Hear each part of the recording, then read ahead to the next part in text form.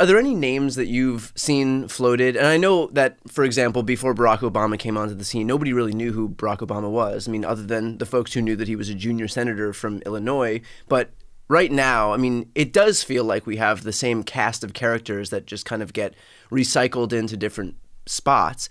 Is anybody who you're looking at, whether it's big names for 2026 or bigger names for 2028, somebody who already exists in the zeitgeist, or do you presume that we're going to see folks come in that we don't even know necessarily yet? You know, I'm not big on predictions because they're usually worth what you pay for them. But a couple things I will say is I'm very interested in seeing how the future of folks like Josh Shapiro and very separately Congresswoman AOC develop over the next 2 years.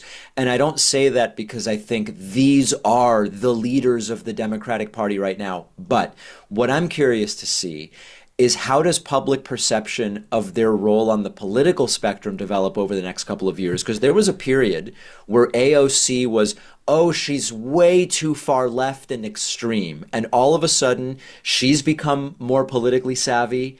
She has become more familiar with the way politics works. Some don't like it, but she's much more seriously being thought of as someone who now understands how you get power. Yeah. And I think that's what's been missing to a degree, Brian, which is how do you actually win elections and get power has become secondary or tertiary. Right. To the adoption of maximalist positions or purity politics, which I think is, I mean, this is just my opinion, I think has kind of taken over from the actual just politics, making sure to get the most people in your tent and just find, you know, I think there is this sense within the Democratic Party that we have to find people who really hit every single bucket, every single point that we need to hit. If not, we're perfectly content to attack them to the ends of the earth. But that's not going to help us win elections if we're just, you know, chasing people by virtue of finding the politician who most closely accedes to all of our individual